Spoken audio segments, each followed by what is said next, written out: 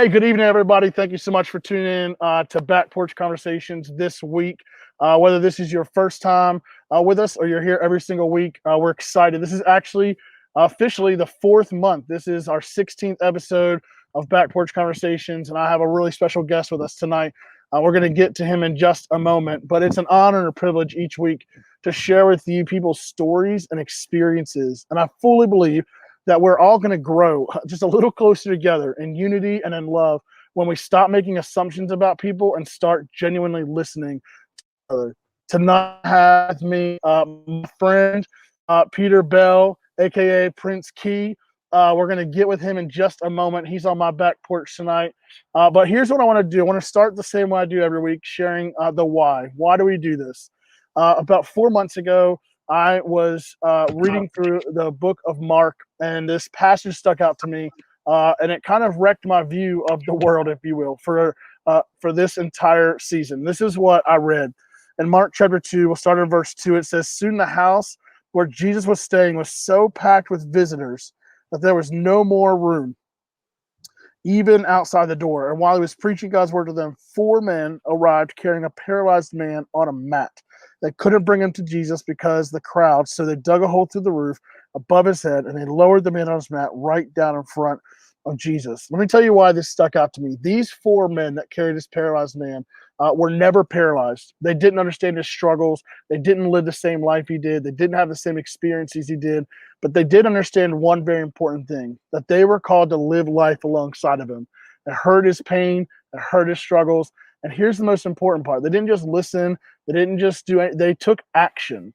They leaned in. They listened. They learned. They hurt with him. But then they took action.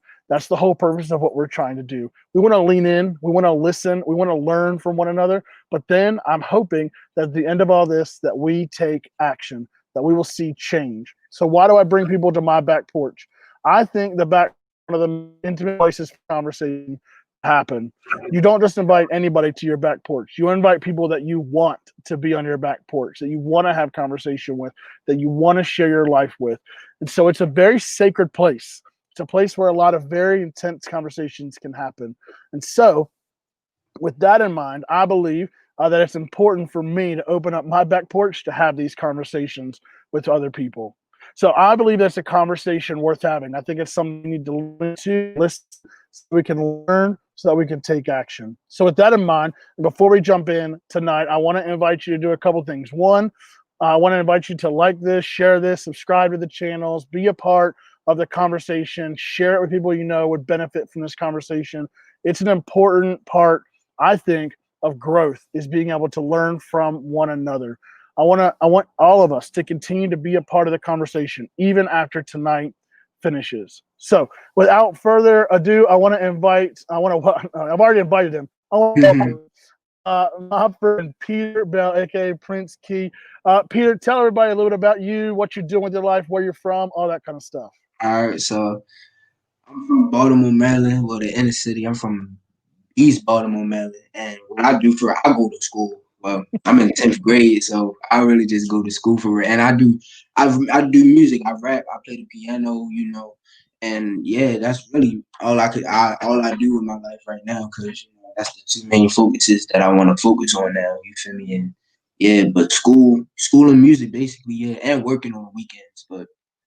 Yeah, I only do neighborhood work, and sometimes I mow my friend's lawn sometimes for money. So yeah, but like other than that, that's You what I do in learning, my life. you're still Mhm. growing. Yeah, I Yeah. love it.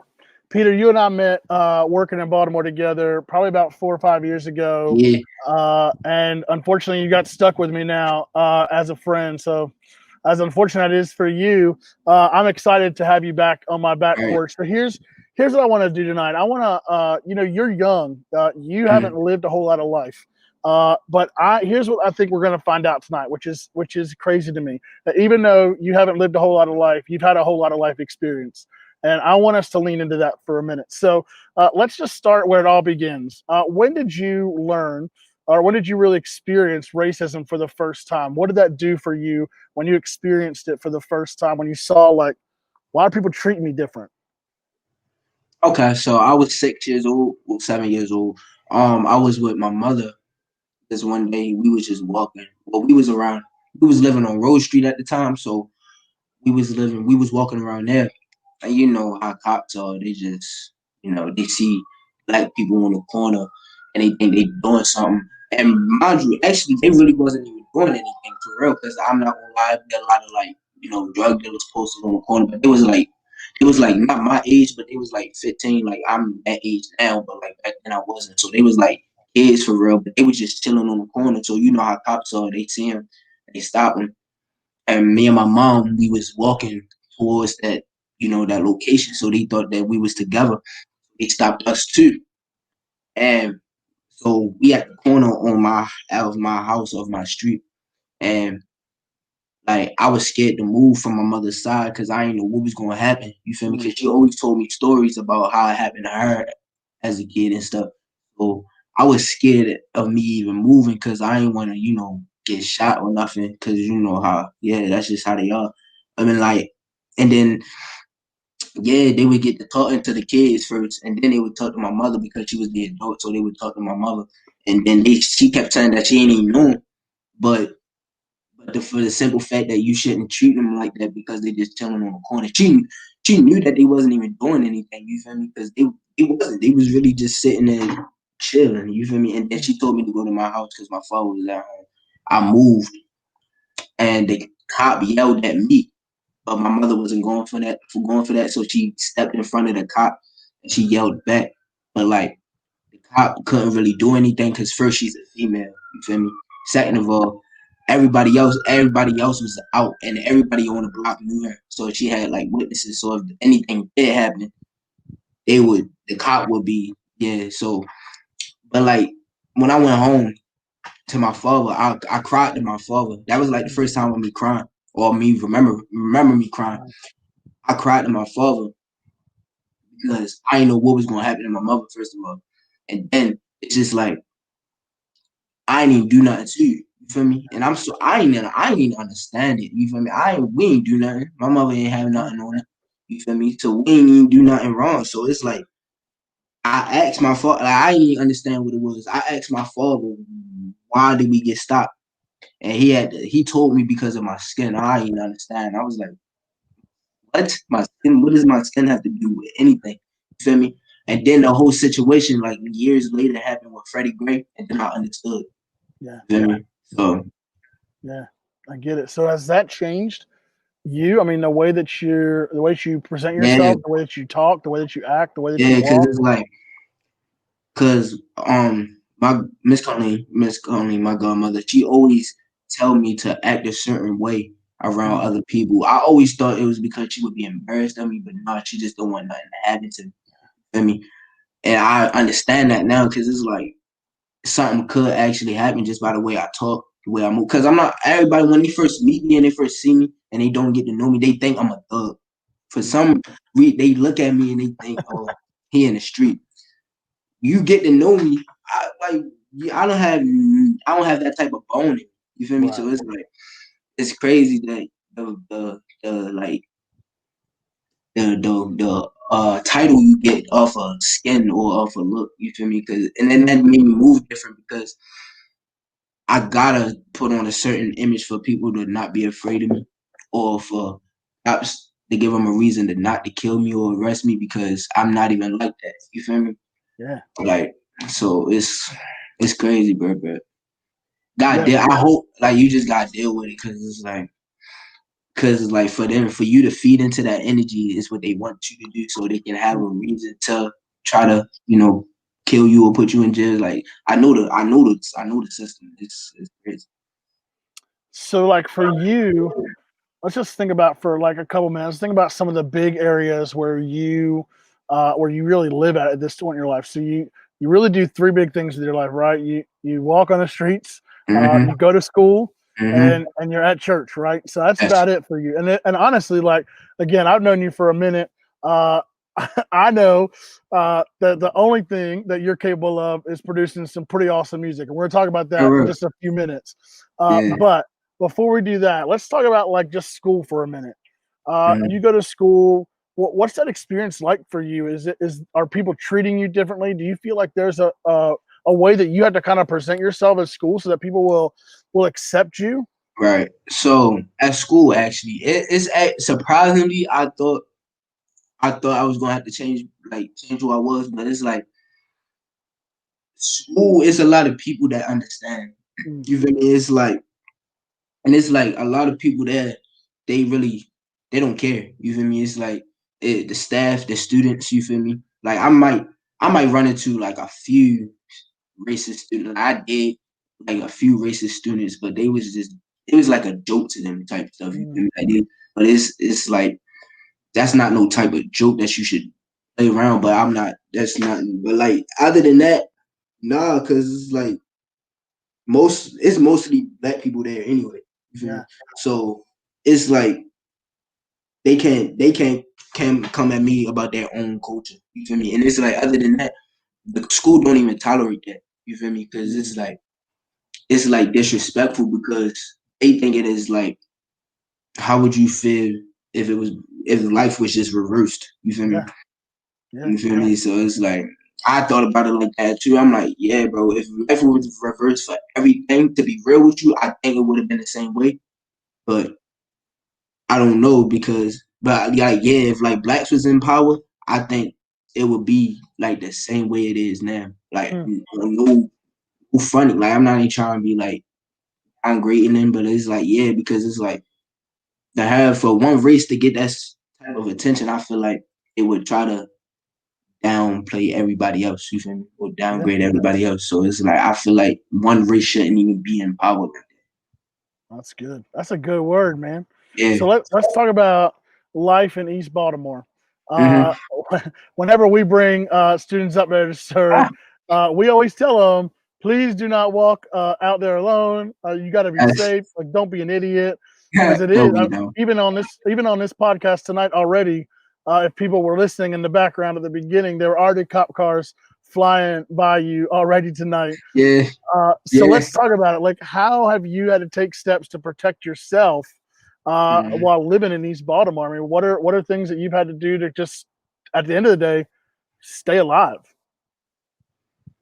Tell you the two things my parents told me. Stay to yourself and mind your business. So it's like you gotta always you can't always like see it's bad because like when a person like me, I'ma always want to do something, but Mm, I can't because that could come back on me. So if you see something happening, it's bad. But if you see something happening in the street, bro, you just gotta move. Like you just gotta keep mm, it to yourself and mind your business and keep walking. Because oh, stuff like that, I seen good people and I had good friends get killed because of that. mm, So for you just gotta mind your business. You feel me? You gotta mind your business and stay to yourself. Like I'm so out the mix. Like it's like I'm known around here, right? But they know me as like he like the cool kid, like he chill, like he don't be into nothing. Cause I'm out in the mix, like I don't be into nothing. You feel me? And my parents always told me if you out the mix, stay to yourself, you gonna live better and live longer. And that's really true because it's like if you try to be in everything, imagine all that weight on you. What? mm, Like that's crazy. You feel me? And then you just gotta be yourself, and you gotta stay to yourself. Like I'm so different than other people around here. Like it's crazy, and that's why really a lot of people like me because of that. I'm not like everybody else, and I don't care. You feel me? mm. Like I really don't. You feel me? That's just me. Yeah, you Mm, are who you yeah. are, though. That's the thing. Like, you get to Yeah. be exactly who you've been created to be.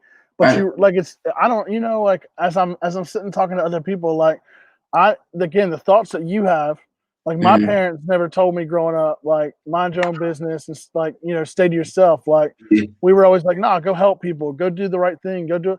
But for like I've just learned for a lot Mm-hmm. of times, people, Yeah. especially living in the city, like, if you don't mind your own business, one or two things could happen. One, you're going to be interfering in essence with gang activity, and then you're a Mm-hmm. target there, right? Yeah. Or you're going to get mixed up in something else, Right. whether that's police activity or whatever else, Mm-hmm.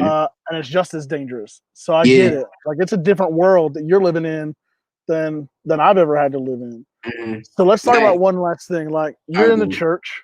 Yeah. Uh, you live with it. You literally live next door to the church right now. Right. Uh, Right. but you really being involved with Colleen as you are, are pretty engaged whenever church groups come up or they come and bring dinners for you on Wednesday, Mhm. things like that. So tell me a little bit about your experiences. You don't have to like obviously don't mention any specific names or people or places like Mhm. that, but tell me like some experiences you've had over the past of what you've seen as people have come up and tried to like be in the city or serve the city or how they've treated you. Like what does that look like for you over the years as you've watched Man, it? like real for real. When I first started living with Miss Colleen, right? I always found it like weird or like corny type. You feel me? Because it's like I was always like on that. I was like, bro, why is you giving me food? You feel me? Or Mm, why you being so nice? You feel me? Like it's like yeah. yeah, but it's like over the years you grow and you. I ain't gonna lie, yeah, you we. I was a child, so I was thinking I was thinking how I was taught. You feel me? So it's like, but like Miss Colleen taught me something different. It was like, so it's like you gotta be not grateful because I always been grateful. It's like you gotta accept for when people offer you help or offer you Mm, things out of good intentions.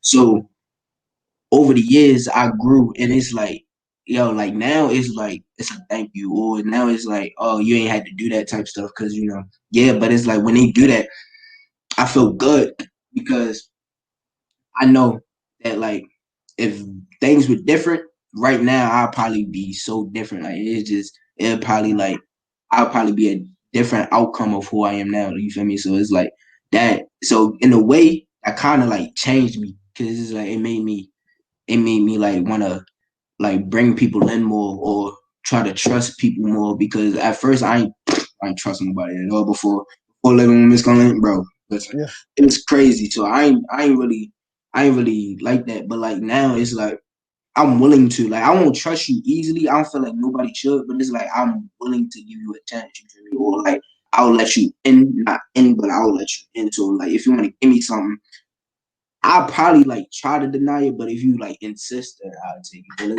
yeah, but it really just changed me. It just made me like have more. You feel me? Yeah. Yeah. I love it. So let's talk about your music, your art, if you will.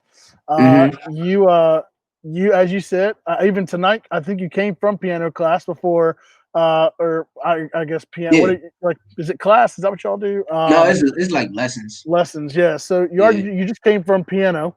Mm-hmm. So I'm sure that was fun. Uh, Mm-hmm. but let's talk about a different form of music that you do, Okay. which is also rap, which is great. Yes.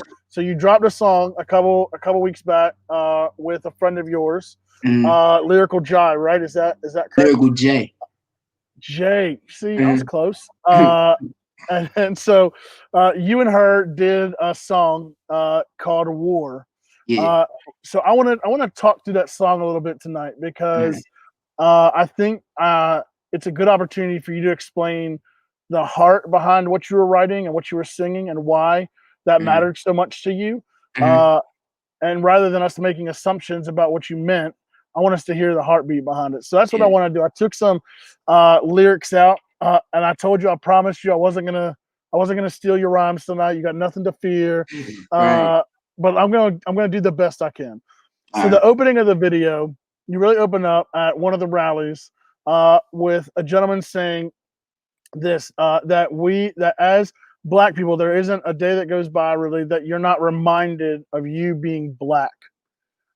So tell me, how has that happened in your life? What does that look like? Yo.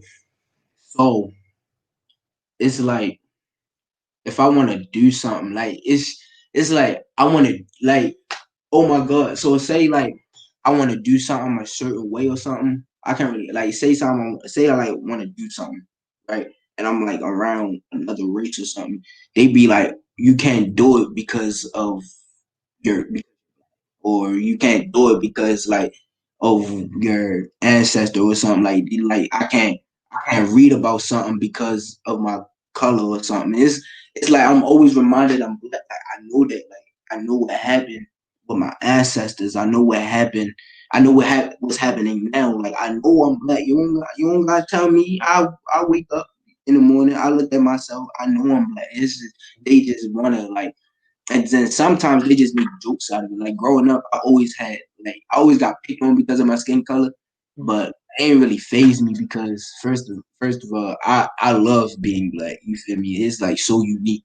You feel me? Like I just love learn, and I love learning about my culture and where I come from. So I don't care. Like it never really phased me about being picked. That was probably like the only thing I was picked on about was my skin color. So it's just like I was always reminded that like growing up, like even now, like bro, you black, like what? I know that.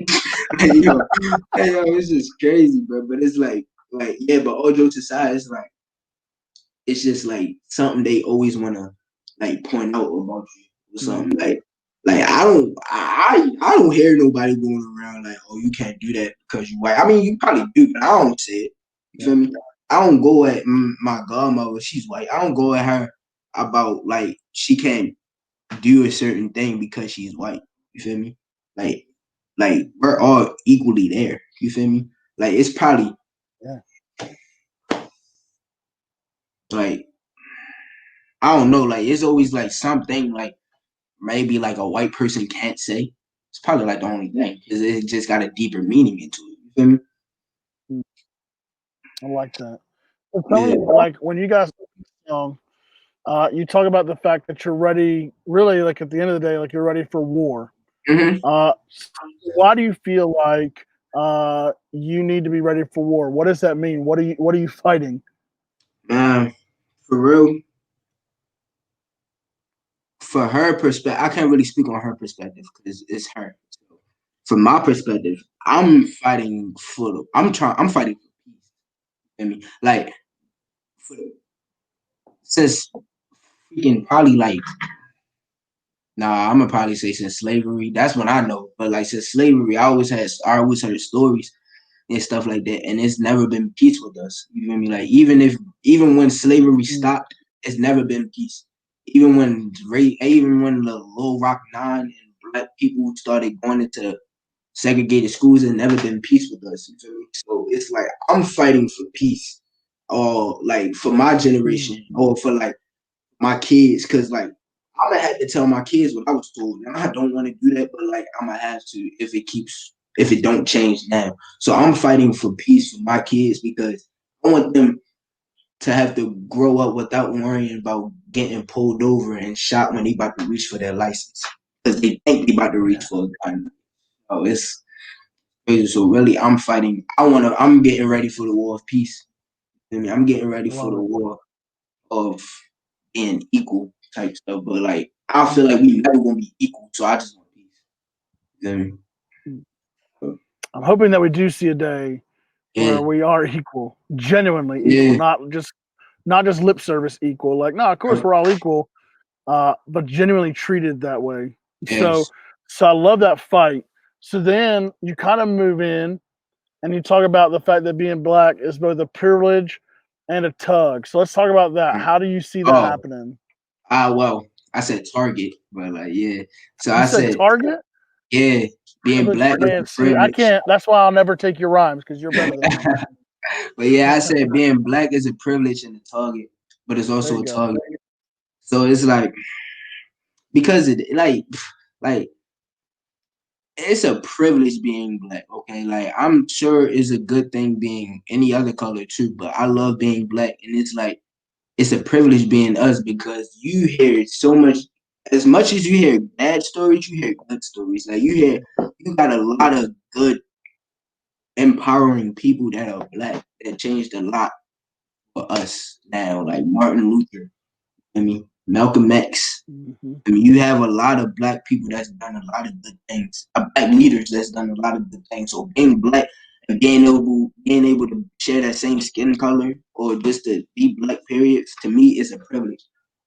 But sadly, it's also a target because it's like we're the main people that the system aims for. You feel me? Like, like they always give us poor conditions. You feel me? Like they never want to like I see like the fact that there's a hood and there's a suburbs is bad. It's crazy because it's like, bro, Donald Trump paid like $1 trillion for wars, bro, for like weapons and bro, that can go to us or go to help us. What we got to do, like schools can be better, the neighborhoods can be better, the recs, it could be recs in this, it could be anything else. But bro wanna say don't want to pay trillions of dollars for wars, bro. It's crazy. So it's kind of the fact that around here you can tell when where the line draws from the hood to the white people house. You can tell. Mm, You can tell where it shifts over. It's yeah, crazy. yeah, you can. You can. It's crazy to me because it's that whole way in all of Baltimore. You can see it. As you get Real, to the yeah, burbs, you can obviously see it's it. worse, but you can see it. You can see it, bro. You can see it. Like you know where it changes. Mm, And the fact that that's true is crazy. Like the hood is messy, you know. The hood is dark. The hood is gray. The broken houses. You go over to the north side of the Patterson Port. You go on the south side, bro. You see the house is clean. The doors is intact. It's no messed up sidewalks. You know the streets is smooth. Like you come around here, bro. It's a whole different type of vibe you get. mm. So Feel me? what? Here's a question for you. Like I didn't prep you for this one, so Mhm. do what you got to do. So what about the so what about the person right who's listening, who's going, well, man, like just man up and do it yourself. What do you say? What do you? I mean, look, I know it's a hard. Listen, I know it's not a good question. I probably yeah, shouldn't ask it, but it's cool. Listen, that's what I. If somebody asks me that, I respond like this. I've been dealing with it for like my whole life. yeah, You feel me? I've been dealing with it.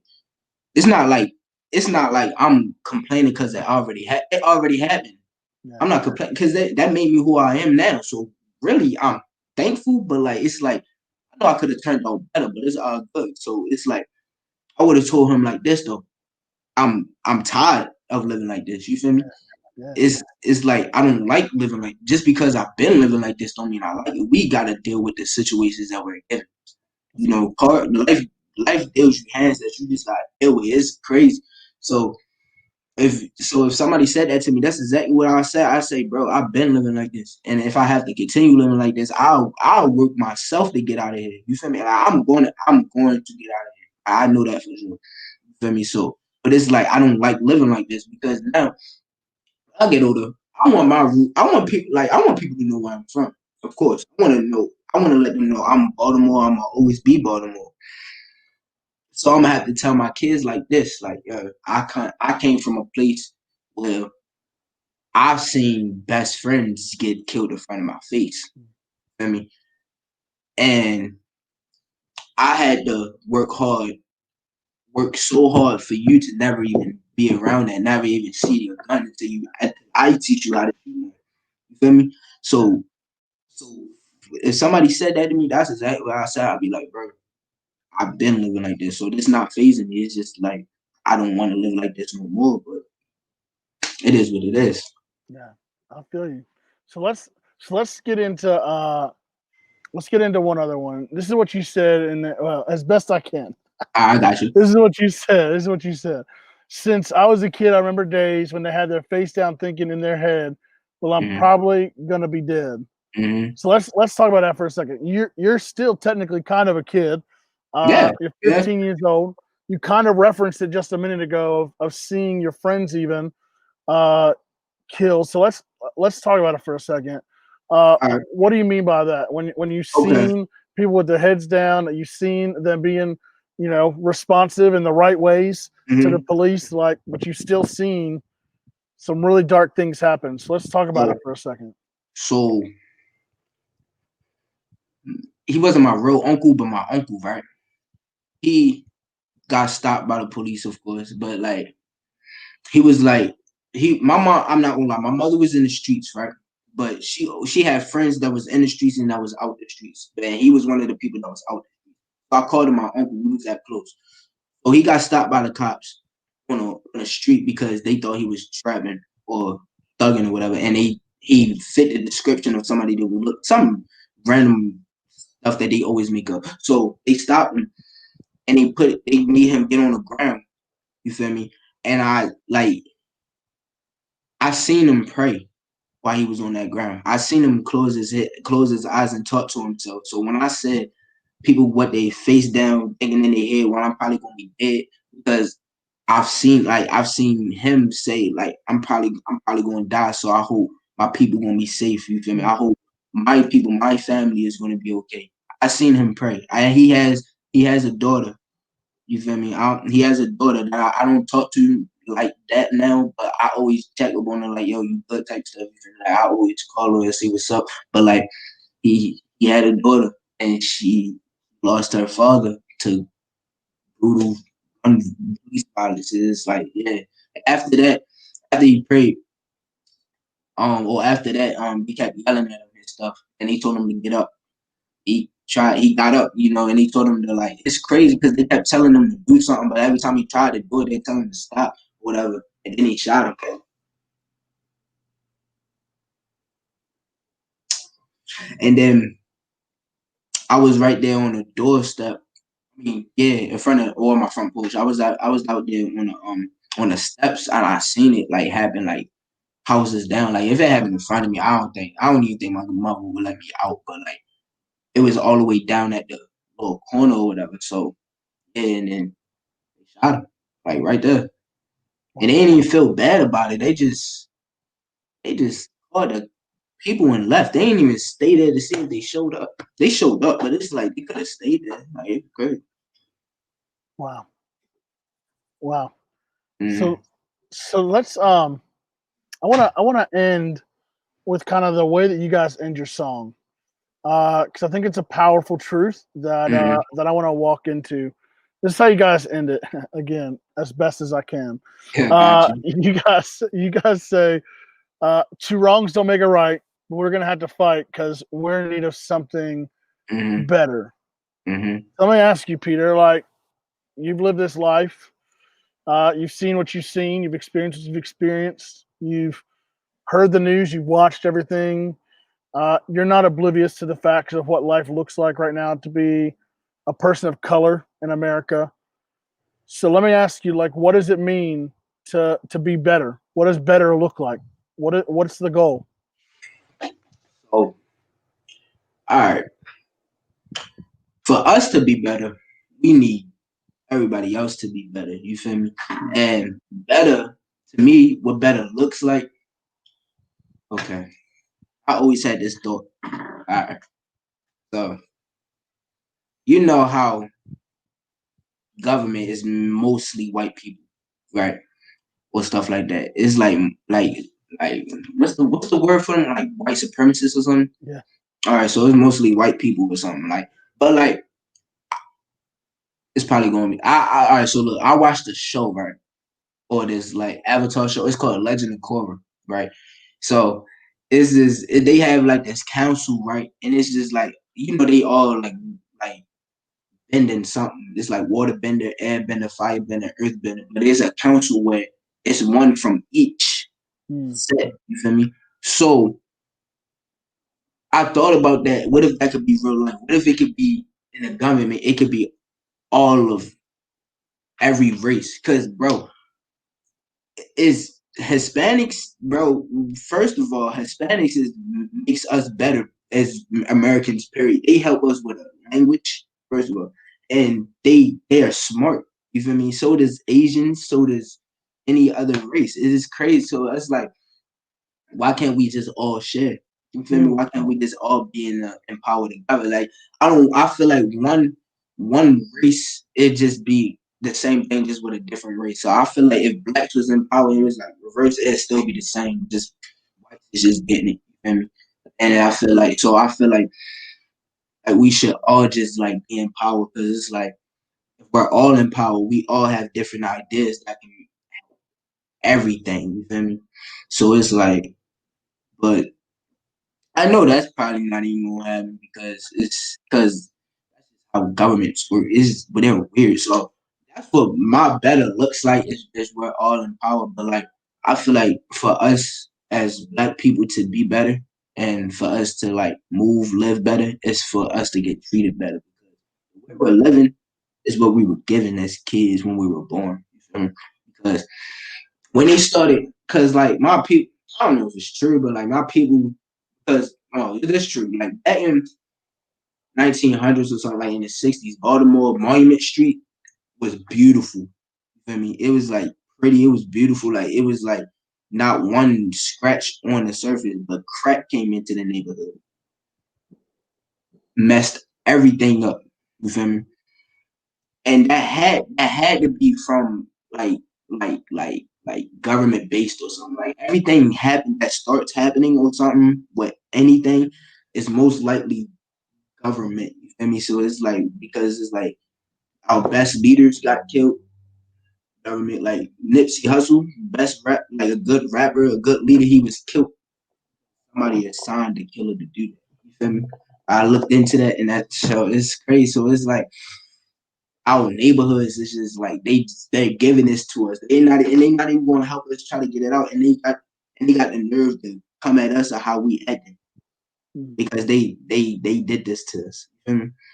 So the way, but it's some kids now that didn't turn out like that. I didn't. You feel me? Because I chose a different type of route. It was hard because the other route seemed easy, but it's not good. You feel me? So Yeah.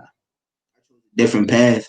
And a lot of my friends did too. And I got a lot of friends that's in the streets, of course, but that's just how it is. That's just the way we was given because when I ask them why they in the streets, the answer that they give me is because, bro, I have to. I have to work because my mom has medical stuff, or my mom's job is not paying her enough, or we're just in a bad situation. That's what the hood do to you. You feel me? Hmm. That's And what they, happens around here. and if I'm not wrong, Peter, like they recruit kids Yeah. because you'll get a lesser sentence. So they'll take kids that are younger and make them runners and Mm-hmm. put them in that drug market because they know one, they can pay you less, Mm-hmm. and two, that if you get caught, you might get a slap on the wrist or get stuck in Exactly. juvie for a couple minutes, and then you'll be back out.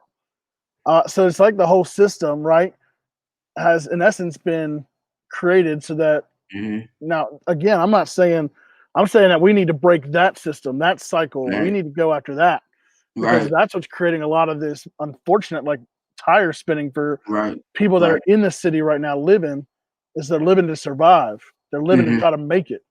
And the Right. easiest way to do that is to unfortunately like shove their kid out on the street and try to get them to do that. And that's Mm-hmm. terrible. Like that shouldn't ever be the option. That shouldn't ever be what my next step is. If Mm-hmm. I can't pay my rent, I'm not going to stick my kid out on the street and say, Exactly. "Go make me some money." Exactly. It's terrible. So that's the cycle, right? That has to be broken. At least one, I say the. That's not.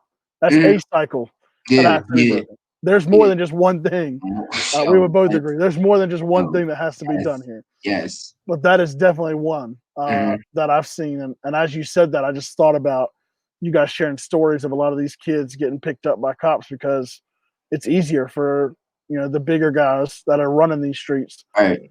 to not get busted. Exactly. Like they don't got nothing to worry about. They got their youngins to, and it's like they got the youngins to take the fall or whatever. Like I'm not gonna lie. Like my uncle, not the uncle I was telling you, my blood uncle, he put me on game to that, and it was like, what? Like, what up? You use kids, bro? Like, he Mm, actually do. Like I'm not gonna say no names because it's like, yeah, right, like he right. actually do. So it's like, what? Like, that's crazy to me. But like, hey, do you, bro? You just keep that over there. You too, because like I don't rock like that. It's like Yeah. I'm not ready to let my people, my brothers, my peoples do that. Do that either because like my brothers got little brothers, like they got younger siblings that look up to them. So if they see them doing that, they gonna grow up and do that.